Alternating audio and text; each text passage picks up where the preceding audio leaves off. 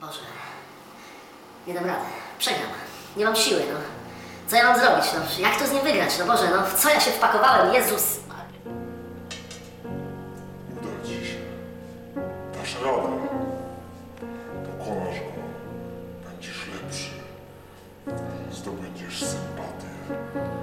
Pokażesz, jaki jesteś dobry. Uwierz w